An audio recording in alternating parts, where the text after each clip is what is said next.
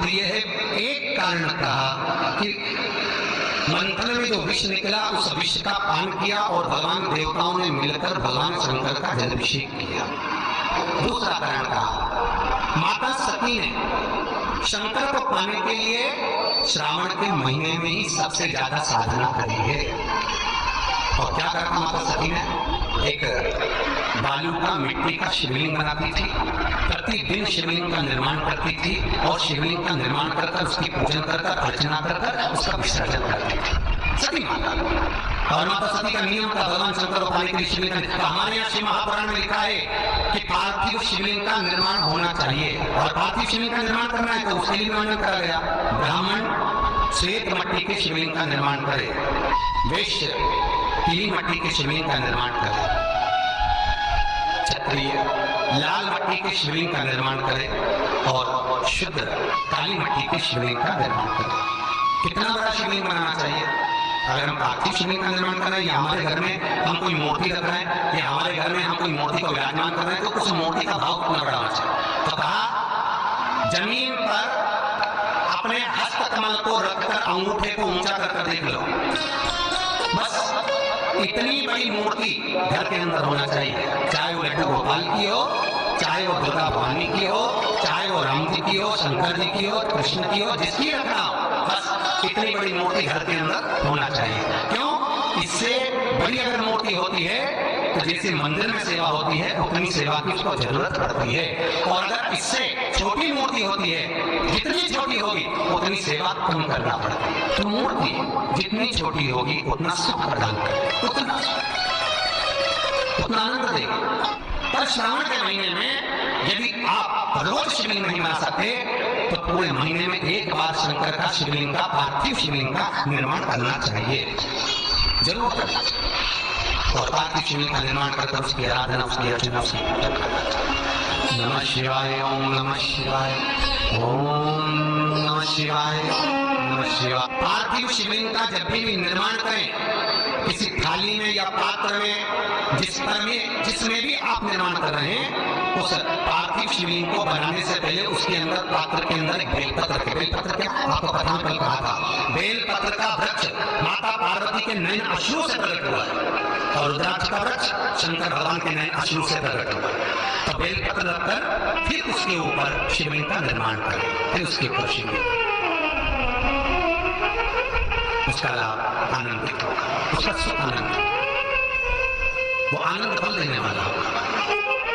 कई लोग सीधे थाली में शिवलिंग बना देते हैं, माता पार्वती के हस्त कमल पर शिवलिंग का निर्माण है, माता हस्त कमल सुख देने के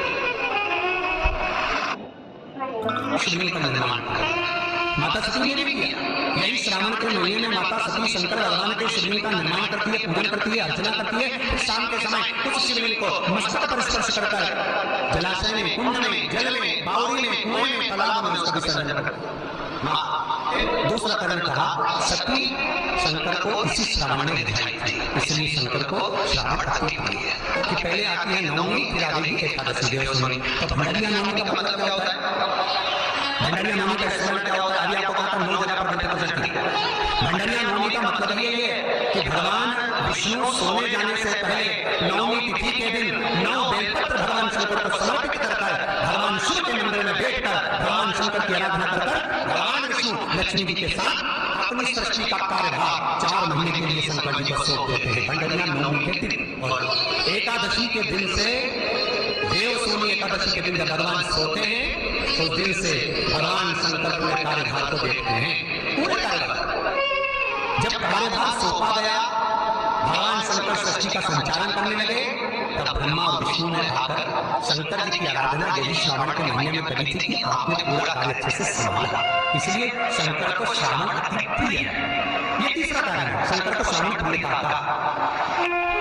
अब श्री महापुराण की कथा करेंगे कि शंकर को श्रावण प्रिय चौथा कारण वर्णन करा कि ये कारण भगवान शंकर की आराधना माता पार्वती ने बाल्यपन से करी, खूब दिन से ये कहते हैं कि अगर 1,00,000 बेलपत्र समर्पित कर रहे हो तो तुम्हारे पास अगर वो बेलपत्र नहीं है तो तुम 1,00,000 मत चढ़ाओ।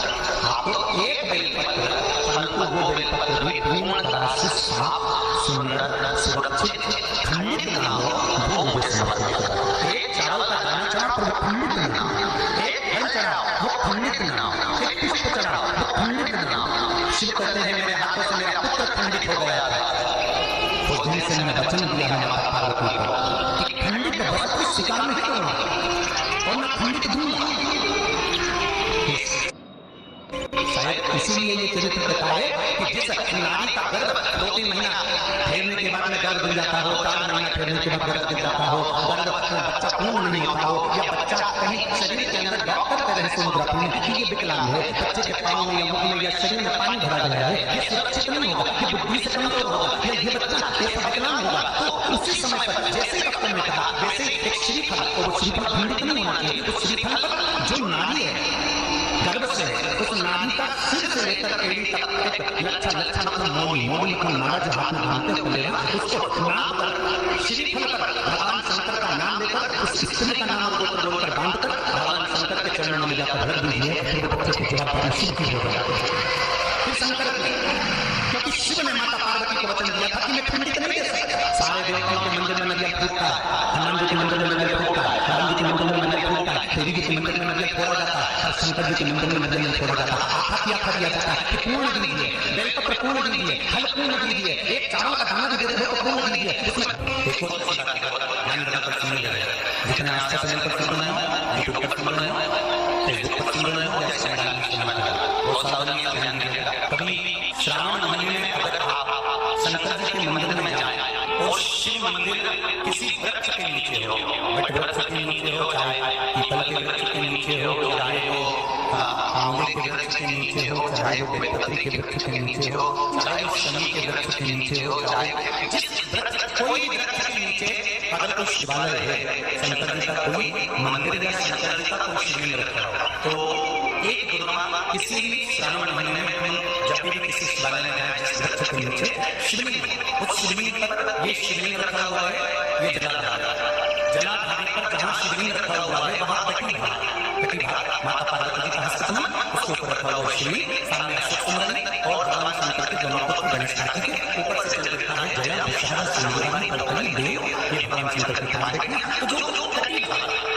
इस कटी भाग पर अगर मात्र एक दुर्गा समर्पित कर जिसकी किडनी या लीवर डैमेज हो रहा हो, काम नहीं कर रहा हो, या किडनी लीवर में कोई तकलीफ हो रही हो, या डायलिसिस चल रहा हो, तो मात्र एक दुर्गा उस कटी भाग पर श्रावण महीने समर्पित कर उस दुर्गा के 7 टुकड़े कर 7 दिन प्रतिदिन सुबह को समर्पित को चढ़ाकर खा लेने पर निकल जाने पर धीरे धीरे डायलिसिस बंद होने लगता है और किडनी लीवर अपना काम करना प्रारंभ करता है। एक ऐसी रिपोर्ट जो कि सिर्फ एक रिपोर्ट नहीं है, आपकी शंकर भगवान का चरण में जल जब नीचे की ओर आता है, जिस जगह पर जल गिरता है वो जगह पर मात्र एक दुर्गा अपनी कामना करता है। इस शरीर के सुख के लिए शंकर भगवान की जल गिरने वाले स्थान के पास में अब अमृतेश्वर महादेव के नाम से दर दी जाती है, तो जिंदगी में कभी बड़ी बीमारी नहीं आती है। उसी तरह इसे रोग को समाप्त करने के लिए दुर्गा आप लोगों ने पूर्व में जो श्री महापुराण की कथा पूर्व सेवा की ध्यान से करी थी, वो आप लोगों को ध्यान में होगा दुर्गा कैसे उत्पन्न हुई थी, दुर्गा का महत्व क्या है, कितनी दुर्गा जानना चाहिए, कैसी दुर्गा जानना चाहिए, दुर्गा की उत्पत्ति कहाँ से हुई है, दुर्गा तोड़ने के बाद पानी में डालने के बाद फिर हरी हो जाती है, इसका क्या कारण है, दुर्गा गणेश जी को क्यों चढ़ाई जाती है, शंकर जी को दुर्गा किस स्थान पर चढ़ाई जाती है, इस सारी कथा आपको पूर्व में इसी सुरेश्वर बाबा के पावन धारा से सुना था, जो टीवी पर डली है। अगर आपने नहीं सुनी तो यूट्यूब पर से दुर्गा महापुराण की कथा निकालकर उसको सुन सकते हैं। उसमें वर्णन किया है इस दुर्गा का महत्व क्या है। दुर्गा क्या मात्र एक दुर्गा शिवलिंग पर चढ़े हुए जगह से नीचे की ओर गिरता है, वो जगह पर मात्र अपने शरीर की कामना करते हुए भगवान से लोग के लिए एक दुर्गा का दर्शन कर दी जाए तो कोई बड़ी बीमारी जिंदगी में नहीं ग्रसित नहीं।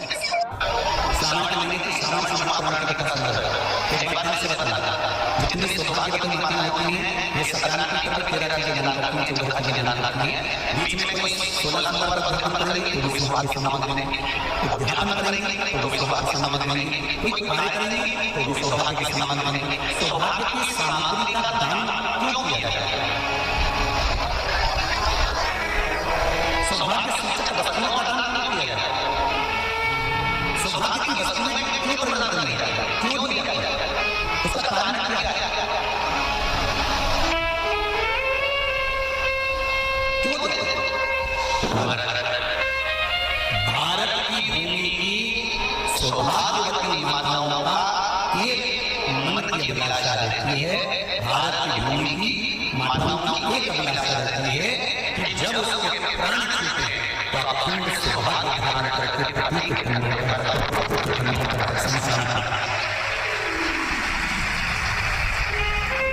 ये भारत की भूमि की माताओं की सोच, उनके मन का संकल्प, उनके मन का भाव। क्यों देते हैं चूड़े का दान, क्यों देते हैं बिंदी का दान, क्यों देते हैं अखंड सौभाग्य का दान?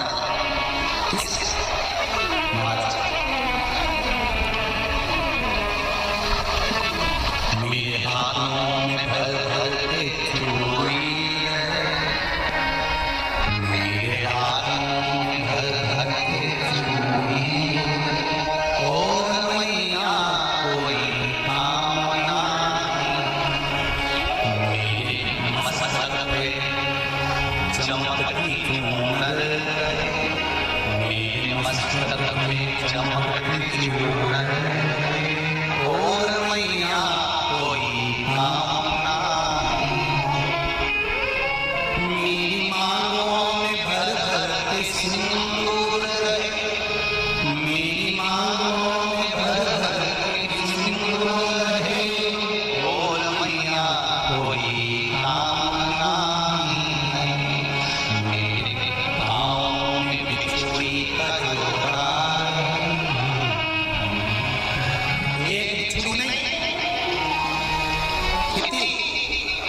2, 3, 4, 5, एक पाँव में जोड़ से बिछुड़ी होना चाहिए, केवल एक नहीं, सिंगल नहीं। तो आजकल का फैशन हो गया हमारा, जब केवल एक बिछुड़ी धारण कर लो तो उसी में फैशन नहीं लगते। श्रावण की शिव महापुराण की कथा कहती है, जब बेटी को विदा करा जाता है और पहली बार बेटी के पांव में जब बिछुड़ी डाली जाती है तो वो बिछुड़ी अलग अलग नहीं होती, उस बिछुड़ी के जोड़ को चेन से एक दूसरे से बंधा हुआ। बोलो सही है? जितने आपका चैनल पर पता समझ, जितने फेसबुक पर समझ, यूट्यूब पर समझ, समझे ना कि मेरे भारत की माताओं का जब पानी ग्रहण नमस्कार किसी व्यक्ति का होता है, उसके पांव में जब पहली बार बिछुड़ा पिनाया जाता है, बिछुड़ी पिनाई जाती है, तो वो बिछुड़ी एक दूसरे से बंधी हुई होती है, चेन से बंधी हुई होती है। उसको अलग अलग वाली बिछुड़ी शादी के मंडप में नहीं पिनाई जाती। क्यों? जैसे ये बिछुड़ी एक दूसरे से पांव में बंधी हुई है, तुम्हारी जिंदगी अंतिम श्वास तक ऐसी बंधी है। तो अब माता का फैशन चेंज कर दिया, अब पांव में जाकर बिछुड़ी लड़ती है, चुभती है, एक बिछुड़ी ला रहा है हमारा